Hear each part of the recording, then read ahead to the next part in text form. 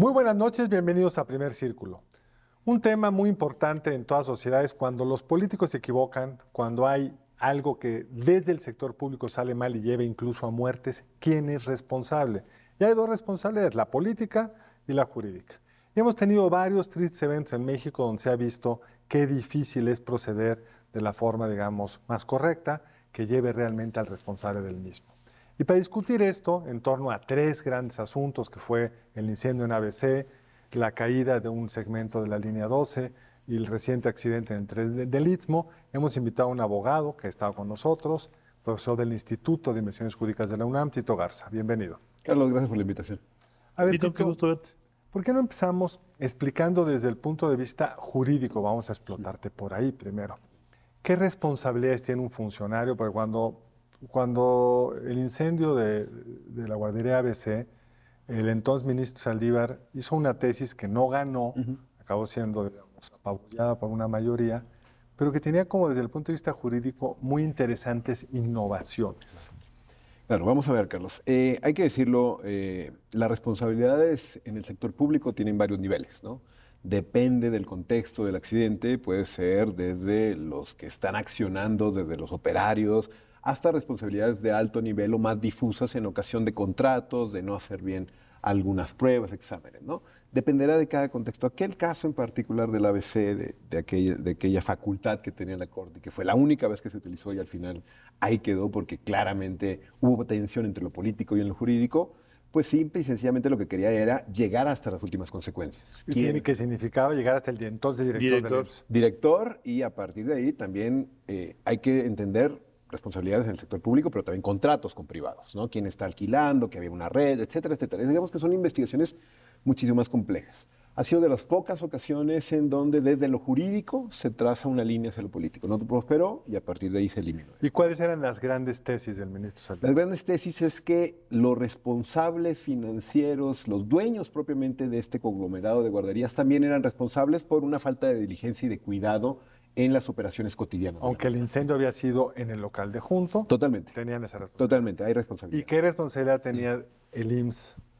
El IMSS es el encargado de dar las licencias y de, al final del día, de ser el intermediario entre públicos y privados. Entonces, se puede trazar a través de distintos argumentos una línea muy clara en donde sí existe algún tipo de responsabilidad. Ahora bien, Carlos, no es lo mismo que sea una multa, a que te quiten la licencia de la guardería, a que te terminen metiendo en la cárcel por lo que ocasionó algún determinado. Y en esa, digamos, posición, la responsabilidad del IMSS llegaba al que había dado la licencia, al regional, al propio director. Eso fue lo que no gustó, llegó a todos lados. Llegaba a todos lados, hasta privados, hasta directores. O sea, al director mismo del IMSS. Lo mismo. Entonces, es un antecedente que se usa, Carlos, siempre que hay tragedias en este país. Tristemente, cada vez que hay tragedias, porque ¿qué es lo que pasa? Y aquí empezando propiamente con el tema del tren en el Istmo, ¿no? Lo más sencillo es a los operarios, al chofer, a quien se encargó propiamente, según lo que dice la última investigación de la Fiscalía o el informe, es que iba a exceso de velocidad. Un tramo donde lo máximo era 50, el tren, según los peritajes y demás, iba a 65 kilómetros por hora, ¿no? 15 kilómetros más. Se gira orden de aprehensión a 3 personas, al chofer, al de junto, al operador. Uno se da la fuga y estas 2 están en prisión preventiva actualmente, ¿no? Y parecería que en este caso concreto son los únicos responsables de lo que pasó y acabó con la vida con más de 10 personas y más de 100 heridos en las últimas semanas. Ahora, en la tesis utilizada en el caso de la guardería, la discusión era hasta dónde puede ser el director general de Pemex, del IMSS, un responsable de lo que está ocurriendo en el nivel básico de atención. Si lo trasladas, es como si el director de Petróleos Mexicanos fuera responsable de un accidente que ocurre en una refinería. Claro. Y eso era contrario a la idea básica de la responsabilidad administrativa, que es fincar responsabilidades muy concretas que puedan ser atribuibles a alguien. Ahora, en el caso del tren, lo curioso es que sin haber presentado las pruebas ya estaba el culpable identificado, sabiendo que hay una serie de anomalías previas, además de los 15 kilómetros de exceso, pues está la construcción, en donde estuvieron involucrados el ejército, los rieles que se utilizaron, algunos vienen del porfiriato, las máquinas utilizadas tienen 60 y tantos años, es decir... Las habían comprado, no es que compraron máquinas viejas. Compraron máquinas viejas. Entonces, digamos, ahí sí hay todo un operativo administrativo. Y hay otro tema que es realmente casi para una película surrealista. Según lo que ha salido en la prensa, ibas más rápido de lo debido, pero no tenías velocímetro. Es un poco difícil calcular la velocidad sacando el dedo. Claro. No había tampoco medios de comunicación para decirle, oye, vas muy rápido. No tenían licencia para operar. Entonces, pues a lo mejor ni siquiera manejaban las máquinas adecuadamente. Entonces, pues sí, ese hombre tenía algún tipo de responsabilidad, no me cabe la menor duda, pero ¿quién lo puso ahí? ¿Por qué no había velocímetro? ¿Por qué no había cómo comunicarse con él? Señalética también dicen que se tendrían que ir reduciendo la velocidad en ocasión de la señalética y no había señalética en Yo esa pensé que curva. una señal ética. No, menos. No, en absoluto. A ver, amigo Federico, esa línea, ¿no? de la responsabilidad de los directores, de quienes ejecutan, de los titulares del ejecutivo, así, siempre existe una responsabilidad difusa, ¿no? De nombramiento, y por eso ideas dentro del derecho como el fuero. El fuero es para eso, el fuero es para que se supone que tú estás diseñando las políticas públicas generales y que no tenga responsabilidad por cosas accidentes. Sí, porque te paralizaría. Exacto, sería imposible, ¿no? O sea, si ya con todas las nuevas atribuciones que tienen las nuevas esquemas jurídicos, imagínate ahora esto, ¿no? Habrá que ponderarlo y habrá que ver. Por eso digo que es muy contextual, ¿no? Depende si son accidentes siniestros o si es además algo... de la cadena real, digamos. Claro. Tú nombraste a ese director, te impusiste sobre el proceso de contratación, pues tienes una responsabilidad distinta si se contrató en función de las normas vigentes, no sé, por decir algo. Totalmente, totalmente. ¿Y qué filtros han pasado? Exámenes, Senado, etcétera, etcétera. Ahora, lo que pasa es que con motivo de este accidente han salido a relucir, pues por ejemplo, otros datos, que en México hay 3 descarrilamientos al día, de lo cual no sabíamos. No, a ver. Entonces empieza uno a decir, ¿quién está a cargo de este asunto, en donde las vías no están en buenas condiciones, donde los rieles... los durmientes. Muchos de esos descarrilamientos son porque quieren robar las máquinas. Claro. Y después los durmientes, la irregularidad, hay de madera todavía y después metieron los de concreto y en el concreto hay varios tipos de concreto. Entonces, si no especificas... Ya lo veo. Es que si no homogenizas los durmientes, No. el peso trabaja diferente. A ver, aquí lo que pasa es que si el accidente solamente hubiera sido por exceso de velocidad, por ir más de 15 kilómetros, por una curva pronunciada, respecto al velocímetro, por lo que me pude enterar, el velocímetro estaba en el lado del copiloto, del operario, ¿no? Entonces, ese tipo de cuestiones, que no tenían vigentes sus licencias, pues existe una vía de mando, no es como que alguien dice, voy a hacer esto que me toca y no hay ningún responsable, ¿no? Entonces, va sumando hechos a este descalirramiento que al final del día, pues ya no suena tan lógico que haya sido enteramente culpa del chofer, ¿no? O sea, suena algo mucho más complejo en donde se van a tener que analizar distintas capas para ver si es cierto que el tren estaba en condiciones óptimas y esas condiciones óptimas solamente dependen de estas 3 personas, de las cuales 2 ya están en prisión preventiva, ¿no? Porque más sabemos que estas obras se hicieron de forma acelerada, sin respetar toda la norma vigente para optimizarlas desde el punto de vista presupuestal, para hacerlas técnicamente adecuadas. El programa original era retrasar las curvas, o sea, volver a trazarlas, no de retraso, sino de trazar. Y al final no se hizo. No, totalmente. Originalmente iba a ser un tren solo de carga, que tiene parámetros y requisitos distintos. Apresuradamente decidieron hacerlo de pasajeros, entonces compraron estas trenes propias, además del Reino Unido, que es plano, no para curvas y montañas. En fin, hay enormes deficiencias en la planeación y en la ejecución, que sí es un poco extraño que no haya por lo menos, cuestionamiento de esas decisiones que se tomaron. Claro, a ver, 2 grandes actores que habían señalado esto, la Auditoría Superior de la Federación, desde 2019 hasta 2023, señaló irregularidades, sobre todo en tiempos. Se está apresurando, compras, por ahí la Marina después dio algún comunicado que era totalmente en cuestiones financieras y que había investigaciones abiertas al interior, ¿no? Pero ya se había señalado, ¿no? Y algunos colectivos de comunidades indígenas que hablaban de consultas previas, de que era un tren que no necesariamente tuvo la atención mediática del Tren Maya o de Dos Bocas, los grandes proyectos del sexenio pasado. En ese sentido, pues sí parecería que lo que estamos viendo en estos momentos es una manera de dar vuelta a la página, o más bien de aprovecharse de circunstancias que no necesariamente fueron las óptimas para dar carpetazo a esto y decir, ya tenemos responsables, tenemos a 2 personas detrás de las rejas y el tren ahora va a buscar certificaciones internacionales, vamos a hacerlo de manera correcta, cuando pues ya ocurrió la tragedia, ¿no? No, mencionaste Dos Bocas. En Dos Bocas también hubo todos los anuncios previos de que esa refinería, desde hace 20 años se ha dicho, las refinerías no deben ser construidas en las costas. Esa refinería iba a estar en el centro del país, por razones incluso de cercanía con el mercado más grande. Y sin embargo, se hizo en un lugar en donde sabemos que hay inundaciones, con destrucción de flora muy impresionante.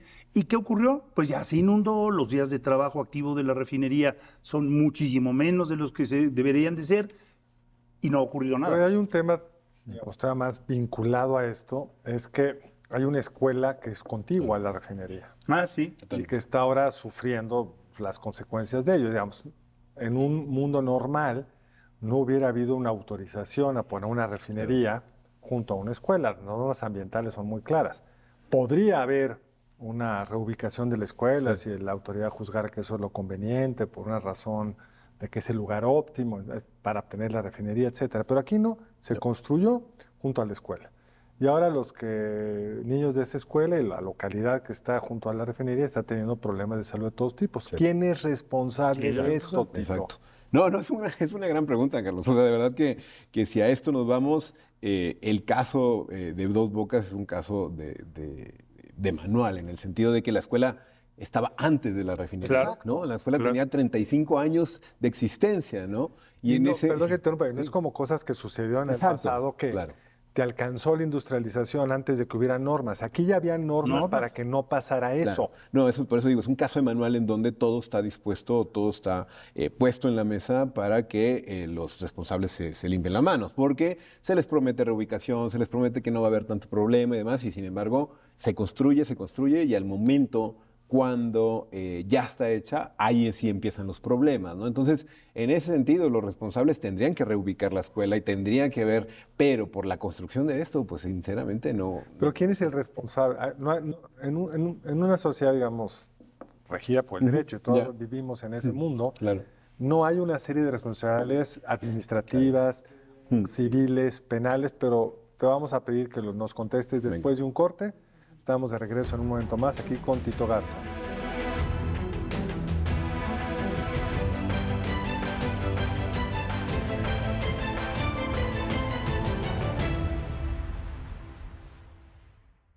De regreso en Primer Círculo con Tito Garza. Tito, te preguntaba, además tú estuviste en Dos Bocas hace poco, entonces sería interesante ver también tu visión antropológica. Claro. Hay una escuela, le pone una refinería junto, más allá de quién es responsable de reubicarla, que voy a regresar en un momento.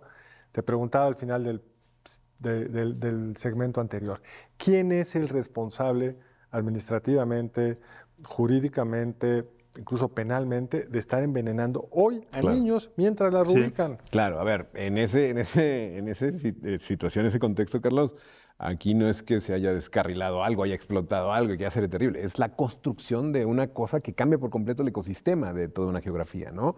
Ahí sí la responsabilidad directa podría ir al anterior director de Petróleos Mexicanos o incluso se podría trenzar alguna responsabilidad hasta el presidente de la República. Sí, secretario de Energía. Claro, porque son todas una serie de decisiones que van generando un efecto dominó, pero que la línea de mando viene desde... ¿Y qué tan mal está? Tú estuviste, cuéntanos, aprovechemos tu turismo académico. Ya, bueno, terrible. Es una situación que uno no se lo cree. O sea, de verdad son 2 escuelas, son más de 300 alumnos y alumnas, en donde las madres de familia y las profesoras ya no pueden con la situación. Los ventanales empiezan a temblar. Cuando se prenden los... Los mecheros están todo el día, los 365, y es algo hasta apocalíptico. Están de verdad...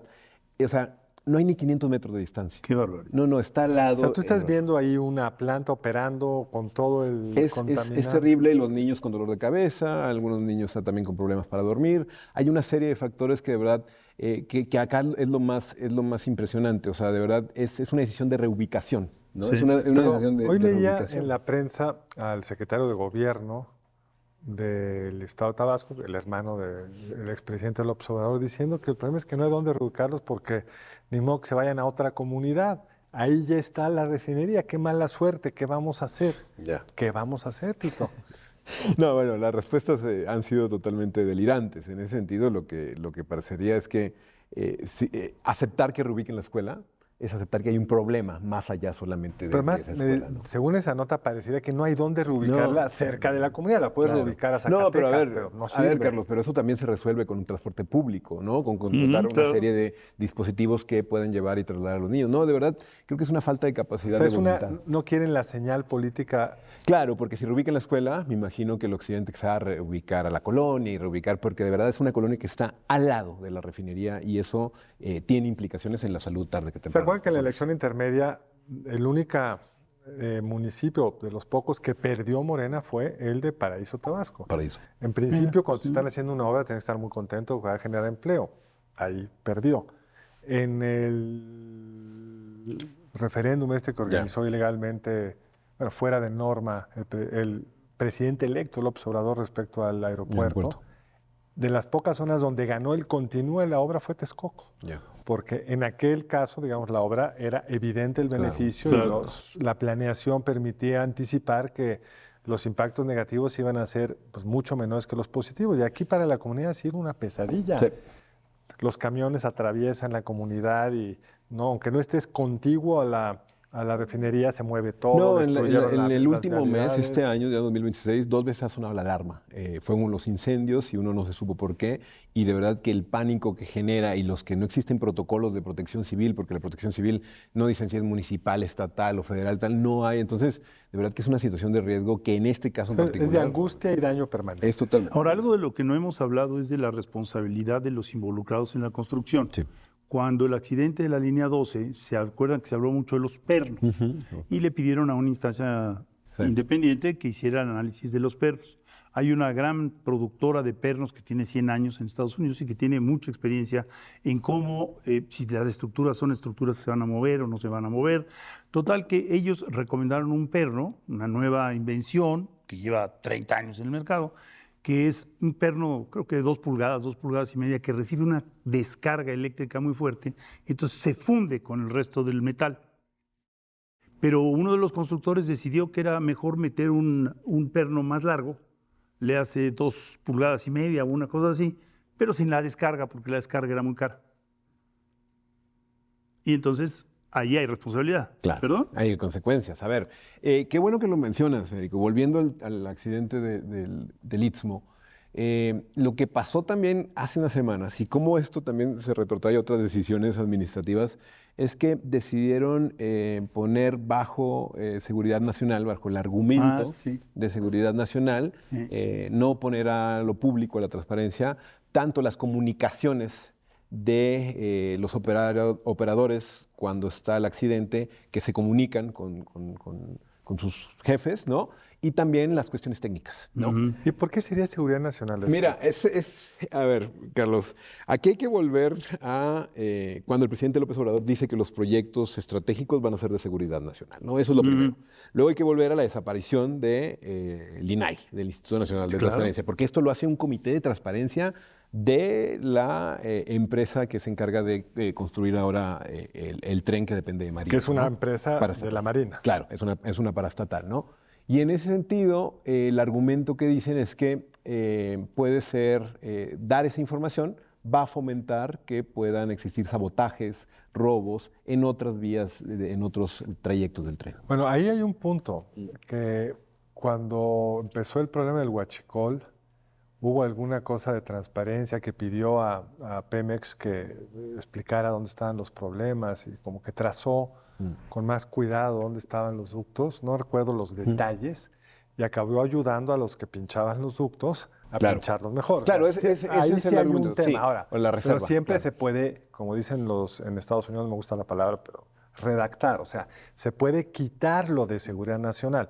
Si la comunicación de ese día no puede ser un tema de seguridad nacional.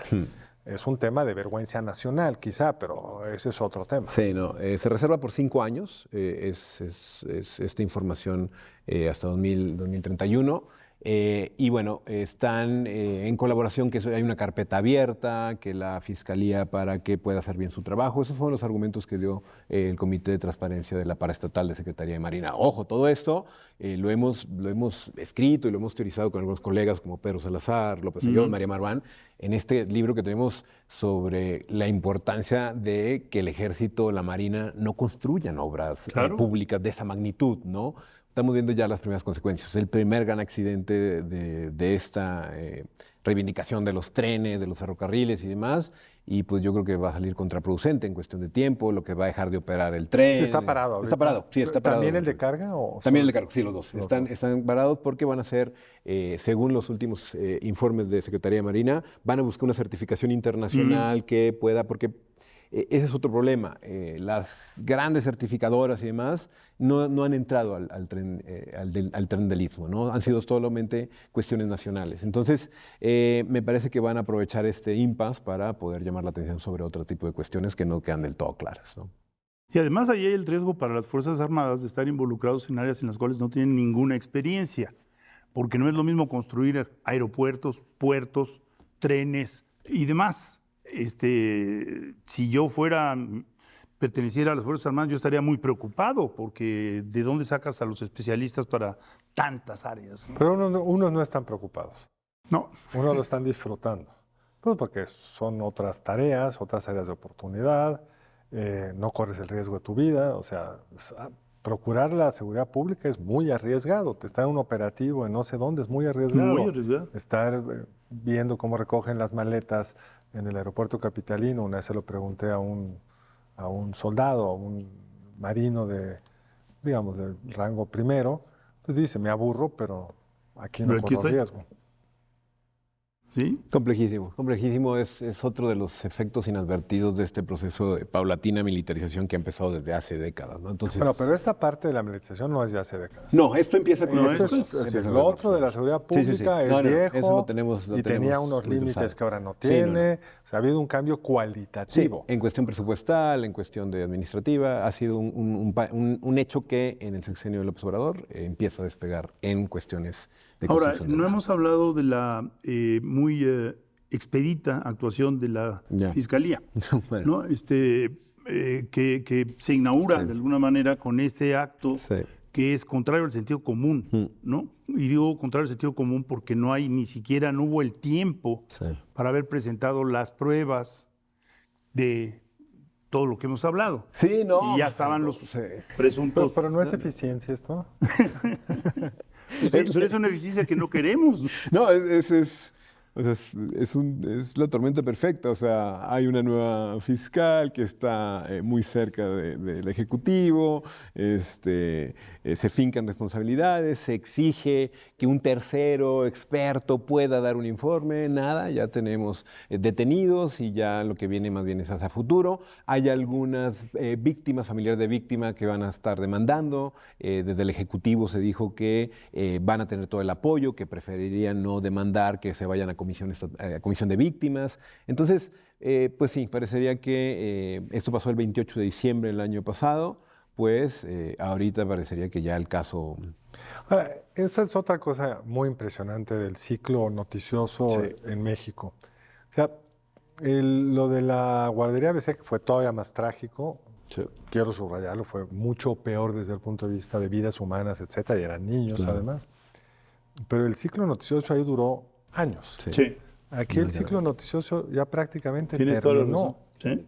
Totalmente. Y eso es un fenómeno mundial. Es decir, ha cambiado cómo el poder logra pasar a un nuevo tema y por la descentralización de cómo se informa la gente, la debilidad relativa de los medios de comunicación, pues no hay el seguimiento, las investigaciones. Va a ser bien interesante compararlo con el caso español.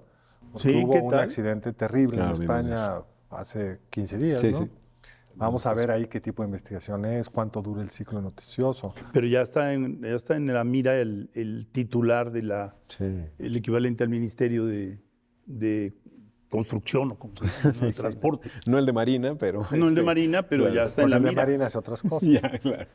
Exacto. ¿Y cuáles serían, digamos, las lecciones que debería de sacar? Porque, digamos, para el Ejecutivo, para Claudia Sheinbaum es una situación muy difícil. Cuando se le cayó la línea 12, había una ventaja, pongo entre comillas, puede echarle la culpa al constructor y al gobierno que construyó, y de hecho hubo orden de aprehensión contra el que había sido el director de la Secretaría de Comunicaciones en la Ciudad de México en la administración anterior.